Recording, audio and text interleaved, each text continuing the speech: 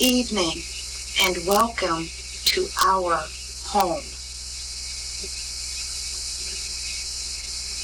For those of you who do not know me, let me introduce myself. My name is Kathy Nee Kowalczyk. I am the current wife of Tom Kowalczyk, Jane Kowalczyk's eldest son. I am also the only legitimate daughter-in-law of Jane Kowalczyk.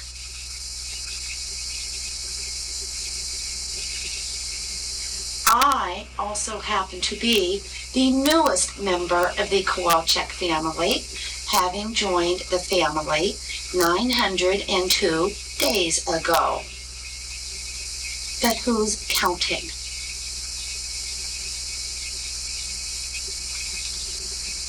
For those of you who have had perhaps a few too many beers this evening, let me remind you why you are here. We have gathered this evening to honor and to pay tribute to a great lady, Mrs. Jean Ethel Harvey Kowalczyk, my mother-in-law.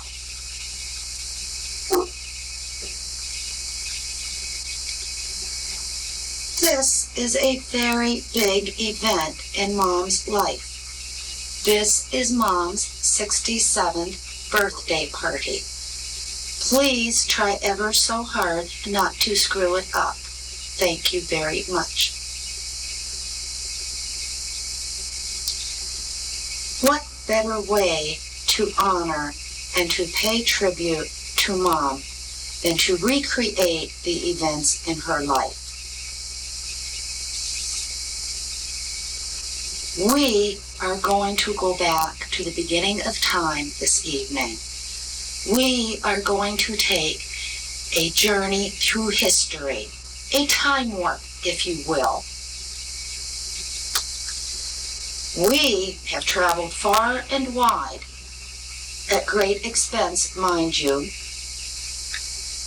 to create this experience for you here this evening.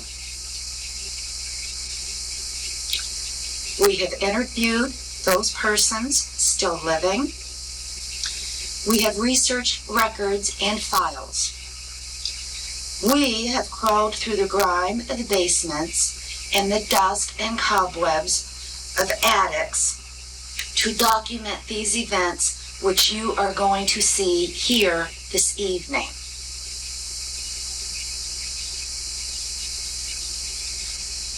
We have invaded the privacy of everyone that we know, including some of you here this evening, of which you are not yet aware.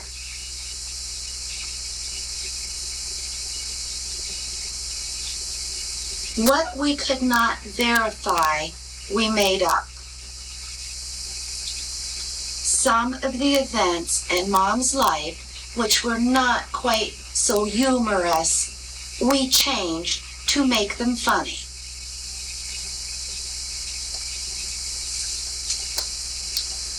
No names have been changed to protect the innocent, because there are no innocents here among you.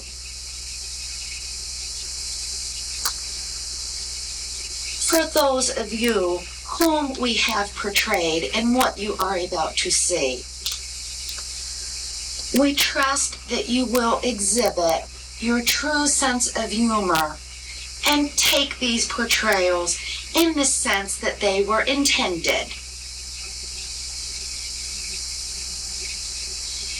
If perhaps you find that you are not depicted in any of these portrayals, perhaps you would wish to consider the fact that maybe you're dull.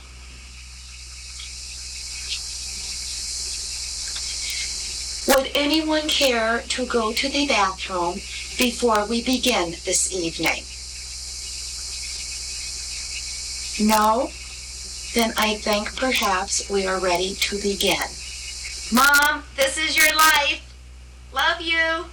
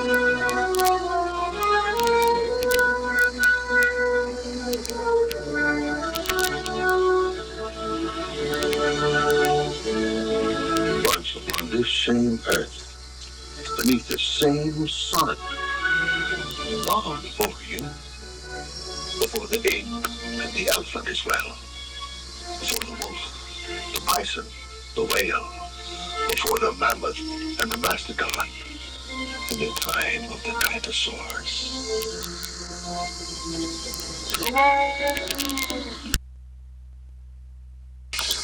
Mom was the youngest of 4 girls, born to, there she is, Jean Harvey, that's Grandma. Grandma used to be a registered nurse.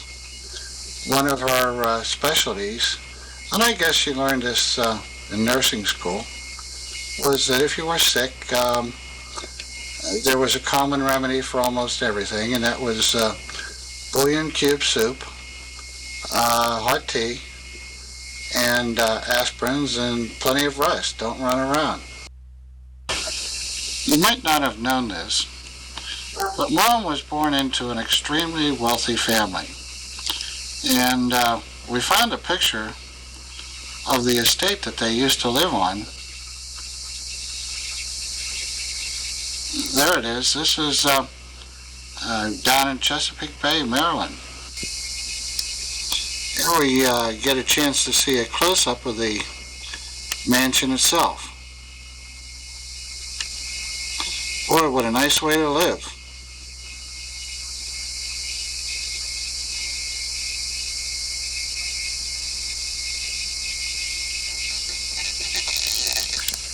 And this is the front part of the estate where I believe they used to have their afternoon teas. Boy, how nice that is. And then we found a picture of, let's just show you.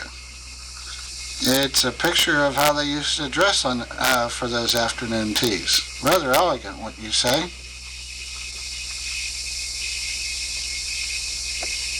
And then all of a sudden the Depression hit and everything was lost.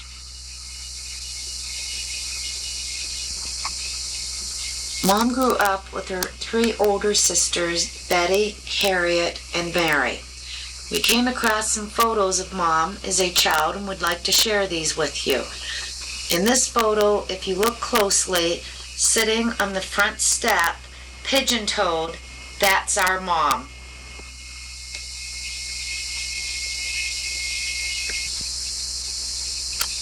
In this picture, look front center, that's Mom with the hat.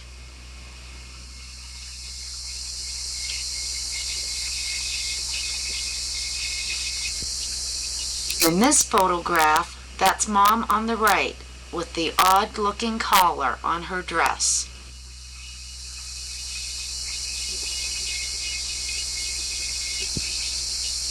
This is a picture of some of the family. Look in the center row, that's Mom sitting on Aunt Betty's shoulders.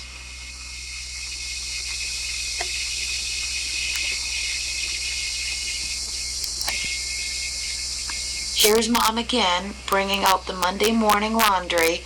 That's Mom in the center with the halter top on. I believe that's Grandma on the right-hand side, too. Could be. On this photograph, look on the left, that's Mom. On the right is Aunt Mary, and apparently they are out for a Sunday afternoon bicycle ride. I wonder who they stole the bikes from.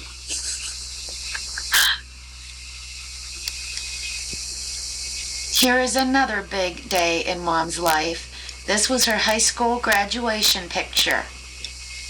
Check out the hair, will you? You know, even as a child, Mom was always honest, moral, and virtuous.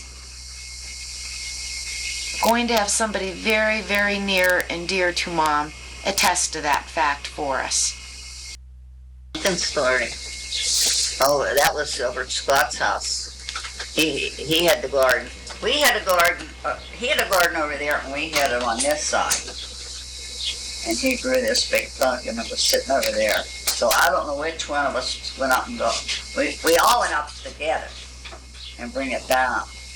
And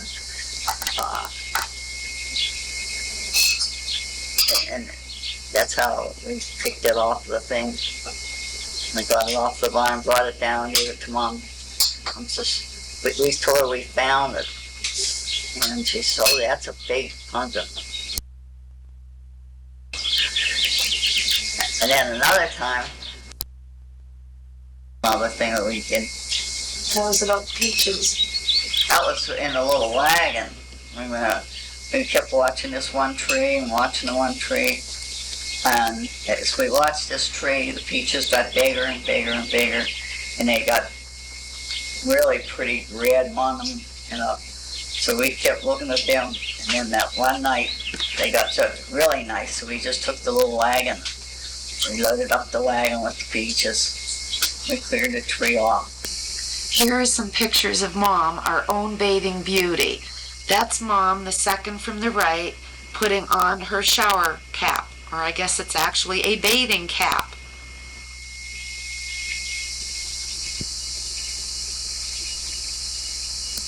And here's one of Mom about to lose her bathing suit top.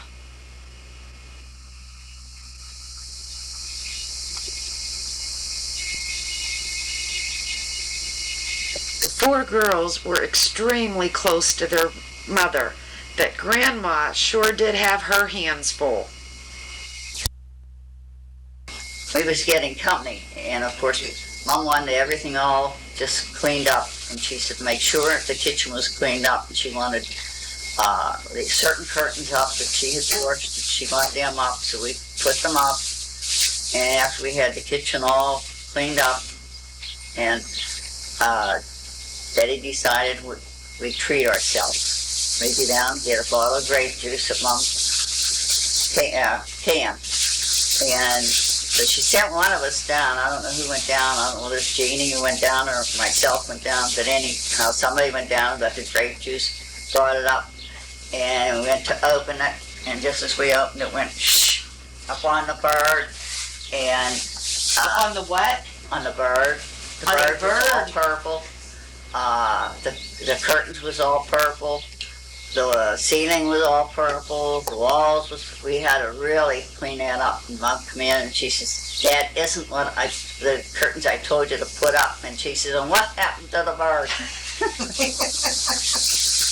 Well, it was all purple and it was like that for a couple of weeks. Here's a picture of Mom and Dad. They're the ones on the left when they were dating. Mom and Dad dated probably for about a year and a half and had somewhere in the neighborhood of about 90 dates during that time. Out of those 90 dates, Wheeze ran out of gas approximately 84 of those times. This is a picture of Mom and Dad on their wedding day in Winchester, Virginia, when they eloped with the help of Aunt Harriet and Uncle Phil. This is a picture of the cottage, the infamous cabin number 3, where Mom and Dad spent their honeymoon. It was a lively honeymoon, and they wore out cabin number 3 over the weekend. They had to move into cabin number 2. And that's Mom coming out of the cabin carrying the slop jar. For those of you not familiar with the slop jar, it is otherwise known as a pea pot.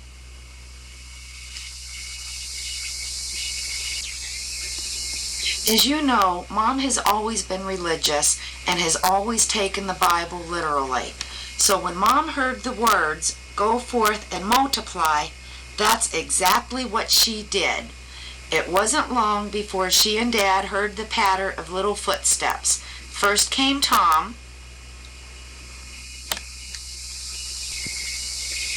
and then 2 years later along came Bob.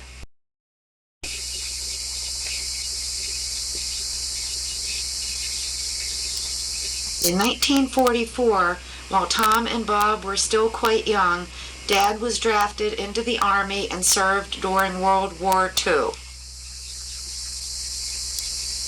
In this picture, we see some charming young men. That's Bob on the left, Tom next to him, and that's Eddie on the right. And God only knows what they're doing to that baby. Here's a picture of Mom and Grandma Kay with Tom and Bob in their sailor outfits.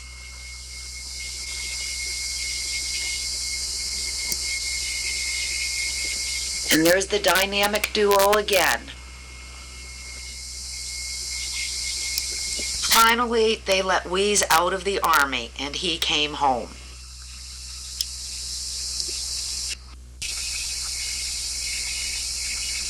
Well, one of the things that I think about over the years, well, pretty much we had a normal childhood, except for some really unusual things that happened that became very, very memorable. One of the things that comes to mind is, and different people have talked about it from time to time, is the New York trip. And what a real, I guess the word to use would be real riot that was. And, well, as the story goes, Grandma Harvey was going up to New York City to the airport, and she was catching a flight over to Scotland. Every few years she would go over there. And we were taking her up to New York. Well, when I say we were taking her up to New York, it ended up that there was about 11 people. And Uncle Fred was going to drive. And at the time, he had a real old Packard. It was probably the Packard of all Packards. It was the big model. But if it was listed in the brochure as how many passengers, it would probably end up to be a 6-passenger car. But as the thing goes, there was a total of about 11 of us, and it was Aunt Betty, Uncle Fred, Chucky, Eddie, that's 4, Bob, myself, Mom, Grandma, and Harriet, Phyllis, that's 10.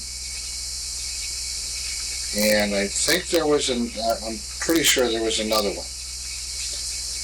But as the story goes, Uncle Fred, in order to seat everybody, Uncle Fred had made this bench, and it was just a piece of wood that went straight across like this. It was probably about that wide. And then it had 2 legs on the end. Well, what he did was he slid this into the back seat of the car and up against the back of the front seat. And that's where all the kids were, like, I guess you'd call them ducks in the water or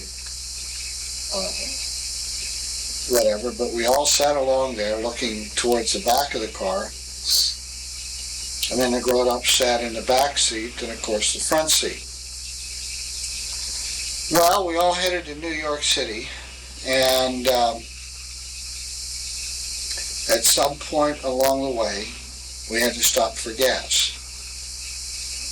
And we pulled into this gas station, and, of course, as you always do on long trips, everybody had to go to the bathroom, so while Uncle Fred was pulled at the pumps, the gas attendant come out, and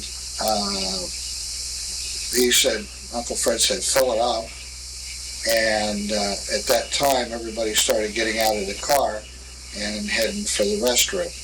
It's something that so vividly sticks in your mind. I could just picture the whole thing happening just now as everybody's piling out of the car. It's so vivid.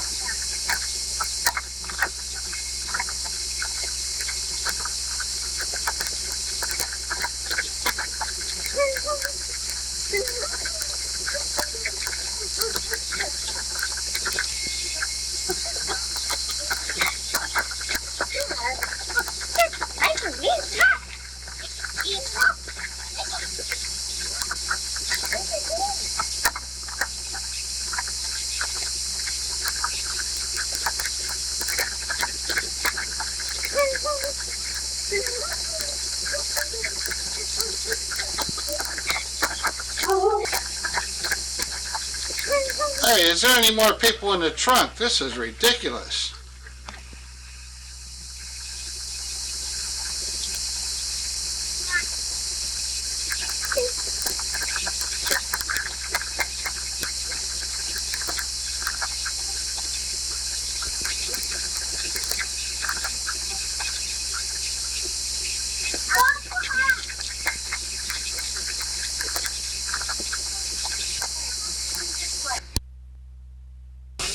Well, having gassed up the car and everybody having piled back into the car again, we were off. Nowadays usually it's just a one-day journey, but in those days it was sort of like 2, and we weren't in any hurry. So we stopped along the way and stayed overnight. And the place we stayed at was, I guess the best terms that you could use would be a sleazy bar with a few rooms above it that they used as a hotel. Anyway, we went in, somebody registered, we went in, and of course the kids were tired, so Grandma agreed to watch the kids and get them ready for bed and tuck them in and say goodnight, and of course have them go to sleep. Now the grown-ups, as grown-ups will do, we're going to get downstairs and have some fun. So they were down there a few hours, and then they came back up, and somebody said, well, all the kids sleeping and everything's okay, I assume. And Grandma said, well, almost everything except for Tom. and he's not going to sleep. And they asked why, and of course, she said, well, you better ask him. So Mom come over and said to me, how's come you're not going to sleep? And I said, well, hey, there's got to be thieves in this hotel, and I am not going to sleep. And she said, well, why would you say that? And I said, well, that sign right over there says that the hotel is not responsible for your valuables, and if they just wouldn't put that up there for no reason at all, so there's got to be thieves. And hey, I have some money, and I'm not going to go to sleep while we're here. So I protected my dollar bill. I think I put it under the pillow or in the shoe or something like that, and stayed awake as long as I could, protecting this thing. Another memorable part about that particular hotel was the fact that when we registered, there was one question that was asked, and that is, do any of the kids wet the bed? And of course the answer was, no, none of our kids do. They stopped that ages ago. So the guy said, okay, fine. Well, we had to leave in a hurry the next morning, a real hurry. That was before the manager of the hotel got up and, well, it seemed like two of the kids, I don't recall which two, but two of the kids wet the bed, and we wanted to get out of there before the guy could catch us there and having, wet mattresses. There was another part to this whole thing, and this was probably on the way back from New York, and that was, it stemmed from Uncle Fred knowing a fellow while he was in the service, and the guy, when I guess they were departing or, seeing each other for the last time, and the guy says, hey, look, I live in so-and-so, and if you're ever in the area, stop in. Don't go by without stopping in. Well, we stopped in all right with 11 people at 2 o'clock in the morning. We stopped in, and I would imagine the guy didn't say or hasn't said to anybody since, stop in when you're in the area. But it was, now that was 1, 2, 3, 4 different things that made that trip memorable, and a lot of people talk about it from time to time, so it's stuck in everybody's mind. Maryland, we were on the beach all the time down there, and then a hurricane came up the coast, So we're all excited about it, raining cats and dogs, and wind blowing, and I went out onto the porch, and it was a duplex, and the other lady was standing out there too. She had her binoculars, she was looking all down, and I said, is it bad? Oh, no, she said, it isn't too bad, she says. I won't leave here, she said, till the water gets up to the porch. And I thought, holy God, I'm going to leave here before the water gets that high, But oh my goodness, the antennas were blowing off, the old fire trucks were going, and so finally then we had this floor lamp sitting in the living room there, and my gosh, it must have been a short in it because it was spitting all over the floor, So then we decided to eat, and of course everybody had their food out there, and Chucky, he was just a kid then, and he had these peas. And I'll never forget it because he was sitting there and he was taking one pea and he was cutting it all up in pieces, And we says to him, eat the damn peas. He said, you don't need to cut them up like that. Chucky said, well, I don't like peas, He says, eat it. He says, you don't need to worry about cutting them all up. He said, eat it. And then, but oh my gosh. But that just kept up, and I said, decided, well, we better get off this island. I mean, hey, it's getting bad. So we all jumped in the car, and here then the damn car wouldn't start. So we were, the card game we had, yeah. Play 31. We decided to teach Gene and Weeze a new game, 31. And we had only played it once before. So we get down there and we told Weeze, well, we have a new game. He was game then to play, So got the cards out, and I said, well, you can play all night for 15 cents. I said, you go around, you get 31, you put a nickel in. If you lose, I said, gosh, 15 cents, we played all night. So we started, and we told them that 31, your jacks, your kings, and your queens, and your aces are the ones that count, Oh, okay. So we get around there, and pretty soon first nickel's gone, and then the second nickel's gone, and we just kept looking at each other. What in the world's happening here, Well, I finally discovered later that here we were just using the different suits of all these instead of the same suit. Add up to the 31. And so we never lived that down, because every time we went down, Weeze would say, oh, here comes your sister and brother-in-law, those crooks that come down and take our money. Jeannie enjoyed the trip to London and Scotland, and I know so did we, but we did have some good moments on that. Then when we were over there in Scotland, we had to go down and confirm our flights, back.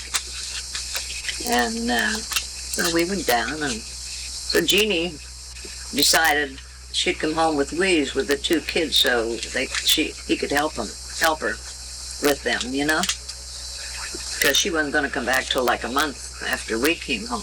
She decided she'd come with Weeze. Anyhow, we went down to confirm our reservations. Jeannie made the reservations with her and the two kids with Weeze, And we confirmed ours. And the day we went down to board, Jeannie went up and Weeze with their tickets, and they stamped them and all, okay, you're checked in, Brett and I goes up with our tickets, and they said, oh, you're not on this flight. Brett says, what do you mean we're not on this flight? We've been on this flight ever since we left the States. Well, you're not on this flight. So what they had done, they took us off and put Gene and Mary Jean and Donnie on. This crazy nut. But anyhow, so there we sat, mind you. Fred says, well, we've got to go to work tomorrow. I've got to be home. Well, I'm sorry, you'll have to wait till the plane's full, till it's boarded and everything, and see, So there we sat. We were the only two in the waiting room. Everybody else was on board. And there we sat and sat. And finally, then, they called our name. Mom wasn't willing to give up her seat. Oh, no, she didn't care. She didn't care whether we got on board or not. Was she always an uncaring person? Oh, yes, gosh sakes. Very selfish, self-centered.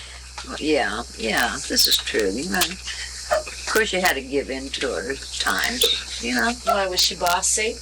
Oh, she could be. Yeah? She could be. Yeah, she could be. Yeah. Gosh, I remember one time when we were going to, I was working and she was still going to school. I had a beautiful wool dress. Not the same purple one. No. This was another one. I hadn't worn it for a little while. And one day I decided to wear it, and I got it out. It had holes all up the side, on both sides. Like little pinholes.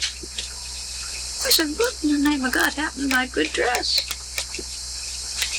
Jean decided to wear it and took it in so she could wear it to school.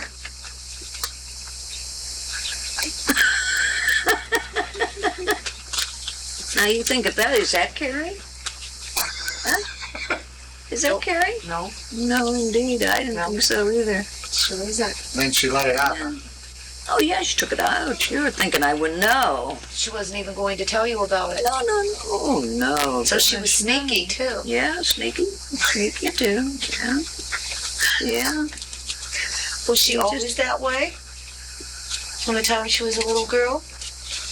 Well, she always got her way, you know. Was she spoiled? She was the baby. She always got her way. Yeah. Did the rest of you do without so that Jeannie could get the things that she wanted? Sure. Oh my, yes. She got everything and we got nothing. And Jess, gosh. It's tough, huh? Like I was saying, when we got on the plane, you know, I didn't finish my last story I had. Of course, Fred and I came first class, you know. Jeannie decides to come up and talk to us. He said, sorry, hey, you're not allowed in first class, you're just a tourist. You're not allowed in here. Fred and Weeze aren't with us in body, but those experiences we had will be cherished the rest of our lives, which is true. And I thank you, Jean, for those times. And I love you very much, sister. 1955, the Kowalczyk family decided to buy property in Murraysville and to build their own home. This is a view of Mom, actually where the septic tank was put in. View of the house shortly after the family moved in, but prior to any landscaping. 58 was a very busy year for Mom. Not only did they move into their new house, but shortly thereafter Donald was born. Happy as Mom was with her 3 boys, deep in her heart she had always longed for a little girl. Her prayers were answered in 1959 whenever Mary Jean came into this world. Welcome, Mary Jean. They were so close in age, naturally they were extremely close. They took great pains to always look out for each other in everything they did. What was it? A big wheel. And I took his off him every time. And he wouldn't get the hint that I wanted one. Of course, I made him do some things. Are you serious? Yeah, you know where the sunny room is? That used to be like flat, and there used to be a fence. They used to have a drop. I don't know, maybe about, well, it ranged maybe about 8 inches. It was about 8 inches, and then it went down to like what, 2.5 feet. Yeah. I'd make him drive off the big end. Nice kid. I never got in trouble for it. Didn't they ever find out? Don't think so. Oh, Mom, you We know don't now know. what Jeannie used to do to Donald. What else did you used to do to Donald? The waffle bats. You know, Like they're wiffle about, bats? yeah, waffle bats. They're skinnier than regular, they're plastic. They're real skinny. And when Donald gets real mad, you have to watch because, you know, he could really hurt you. We beat each other with the waffle bats. And when he got mad, whoa, he just ran. David Pease and Eddie Pease and Russell and me and Donald. And we used to play Army. And we would sneak up on them and shoot our guns at them. And then when we wouldn't want Donald to go with us, we'd go through the weeds and he'd like freak out on weeds. Go through woods at all. It was like total panic. So if you didn't want him to follow you, you went through the woods. I got him in a lot of trouble. You got Donald into a lot of trouble? How? Hey, I'm gonna confess here and she's gonna hit me.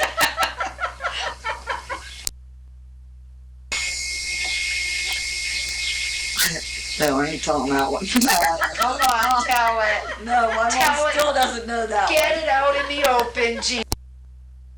one. Little, he We were playing hide and seek in Canada. I lost them. You lost Donald. How did you lose He Donald? always hid in the same spot and he moved. I looked everywhere before I told Mom.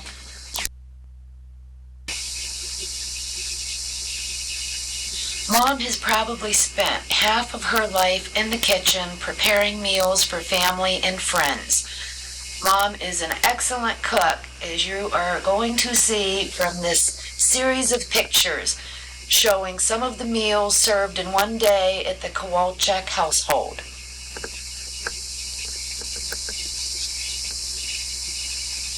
The more people who came, the happier Mom was. Probably because she would not have room to store all of the leftovers in the refrigerator had there been any.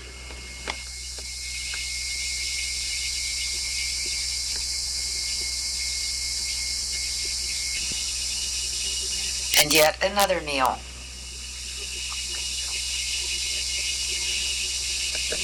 And the midnight snack.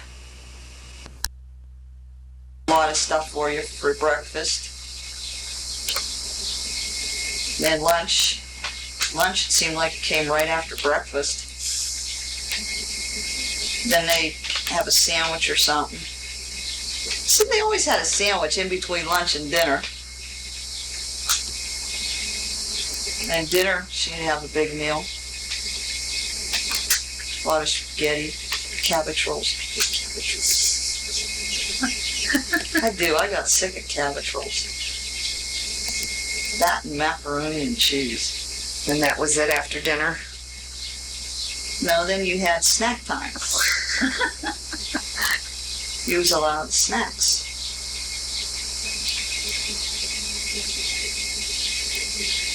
So you're saying at the Kowalczyk house you ate all day, every day? Yeah, that's about it.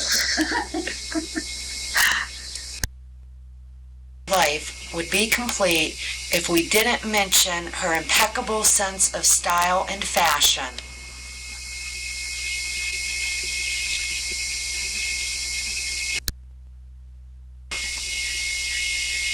Here we see Mom on the right.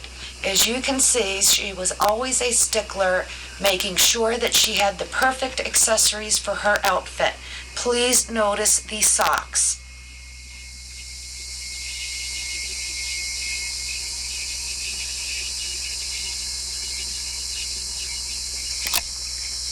This photograph needs no comment whatsoever.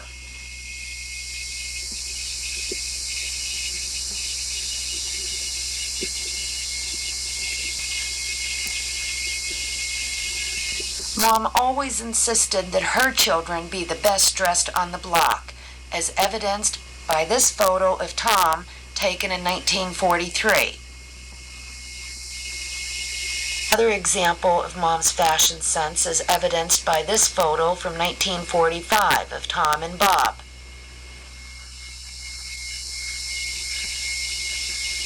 And by this photo of Tom and Bob taken last week.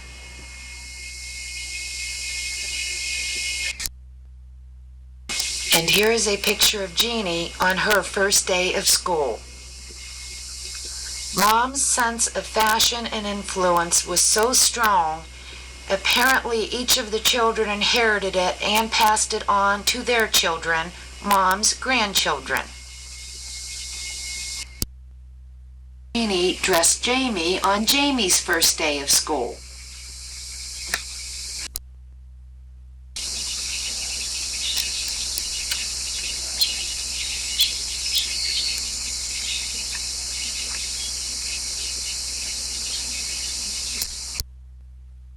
Mom dressed Tom on Tom's first day of school.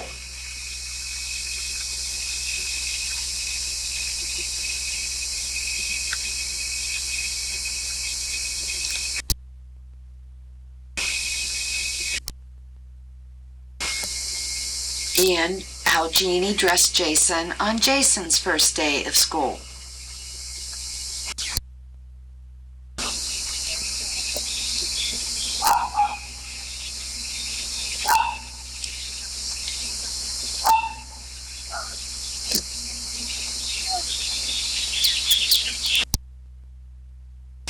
For nearly half a century, Mom's sense of style and influence lives on, as seen in this tape of Tom as he left for work one morning this week.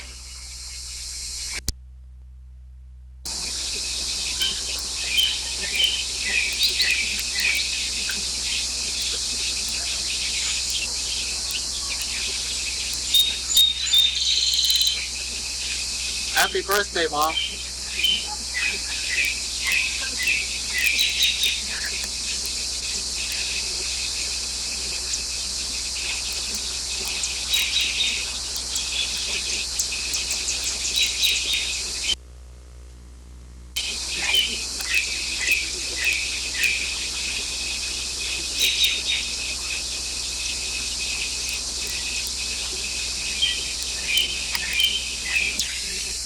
I remember Mom always told us to pick up our clothes, put our toys away. She always told me that my room was a pigsty.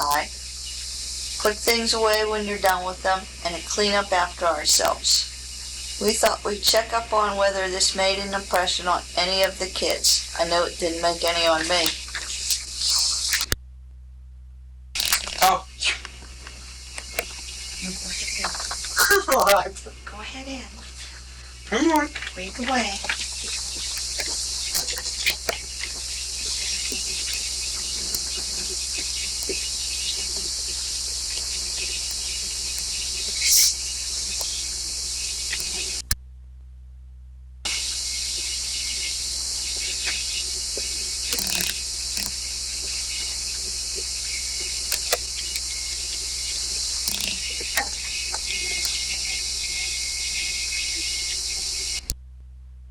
To see if Mom practices what she preaches. We visited her house like thieves in the night to show you just how neat Mom really is. Here's her attic, her basement, and her dresser drawers.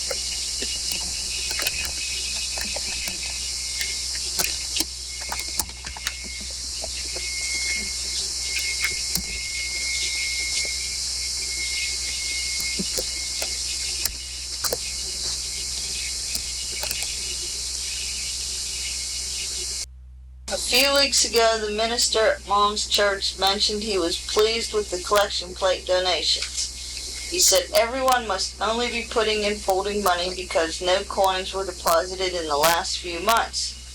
For those of you not aware of it, Mom always volunteers to count the Sunday collection. We don't mean to incriminate or make accusations, but we found this in Mom's basement.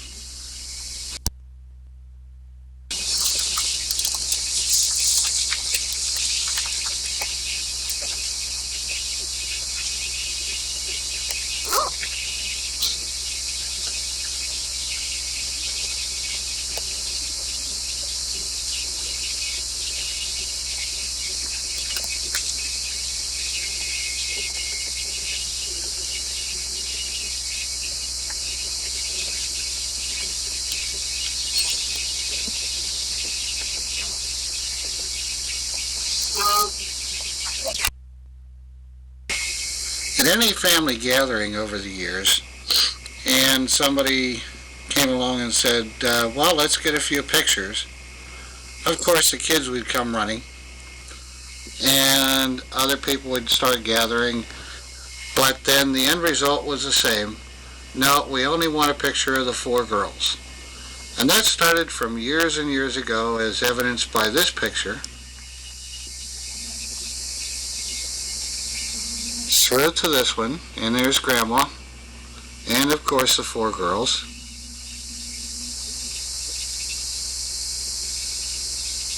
There were dozens and dozens of pictures that we went through.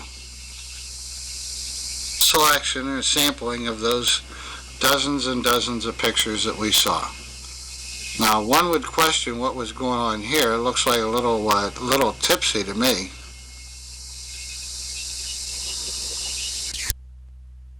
Most families, the children grow up and leave home. In our family, they come back like boomerangs. Drove the postman crazy.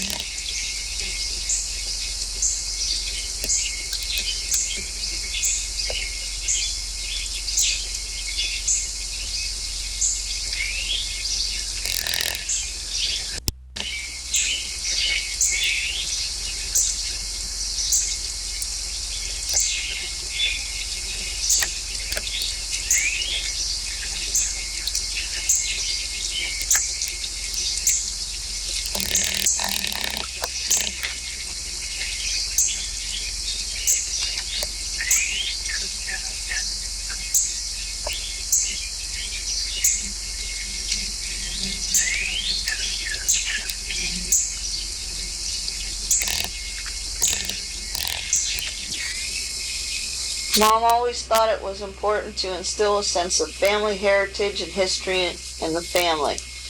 We think it somehow got lost through the generations, as Bill will tell us. When I first met Chris, she was Polish, which was nice because I have a brother-in-law who's Polish, and we figured we'd have some company for him. So after a few months going on, Chris decided she wasn't going to be Polish anymore. So we called together a family meeting and we announced that Chris decided she wasn't Polish anymore and she was now Slovak, like the rest of the benchers. So we were very happy to find out that she wasn't really Polish. So we get the word a few months later from Grandpap that, yeah, Chris is Polish, and she is Polish now, and I think she will be for the wedding. I'm not real sure, but... Mom, this tape only has a few more minutes to run. Tom, Jeannie, and I felt that no tribute to you could possibly be complete without our interpretation of the Mother's Song. Hope you enjoy it. That one. M is for the many times you beat me. O is you've grown old and also mean. T is for the tears you made me cry. H is for the hell you put me through. is for each bad thing that you've done. R is wrong and wrong you'll always be. Put them all together, they spell author. Author? Mother, a word that means the world to me. There's a few people that couldn't be with us tonight, but they did get in touch with us. And so in lieu of them being here, they have sent along their message to you, and here they are. Hi, Jean. Happy birthday. I hear you're having a great time. Oh, gosh, the good old Turtle Creek days. Weren't they something? I can remember always calling across the fence, Bobby, Tommy there, can we go out to play? And all those meals. Oh, were you a good cook? I used to be at your dinner table so often. I loved your chili, your spaghetti, your French fries, your baked beans, and the cooking. Oh my gosh, what cooking it was in the basin. I'm telling you, I loved your nut rolls, all the cakes, all the goodies you used to make. But most of all, what I appreciated was always the patience. I never heard a cross word from you. I always remember just how you took it easy and how kind you were to everybody, and especially to all the children that were always hanging around. And that will always stand out in my mind. And also how you always had enough for everybody. How you ever got enough popsicles for everybody that came to your door at the last minute, I could never figure out. All of a sudden, you'd have one popsicle, but then in 5 minutes you had 10 kids there. And how you always came up with enough to put it up for everybody always amazed me. I used to sit up nights thinking about this and appreciating every minute of everything that you ever did. You were just like the kindest, nicest person I ever knew, and I'm just so happy to be with friend. And happy birthday again, and to Big Chautauqua. How are you?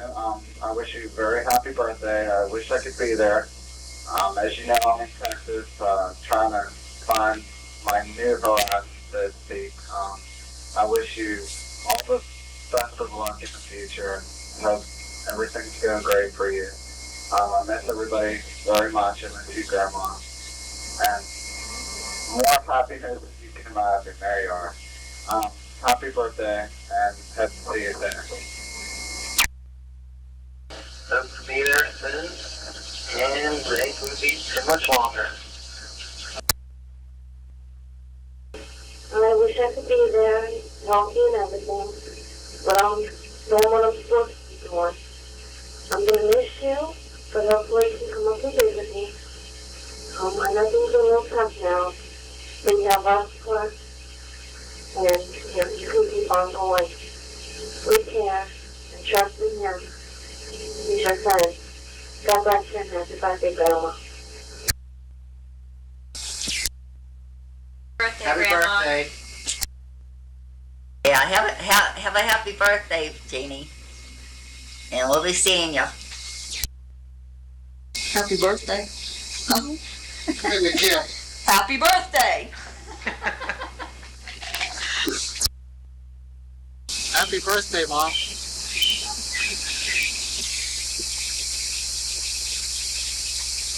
At this time, we would like to thank all who helped make this tape possible. And a very special thanks to Aunt Harriet, Tina and Bill, Aunt Betty, Donald, Jason, Jamie, Chris, Joey. Come on, Kathy, that's enough. Valley G. Beagle Monroeville, Fish Motors Ford City, or Bill McCracken G. Beagle. That's boring.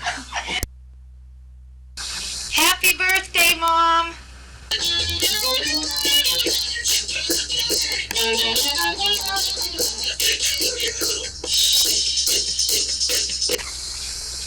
on, and everybody sing happy birthday to Mom.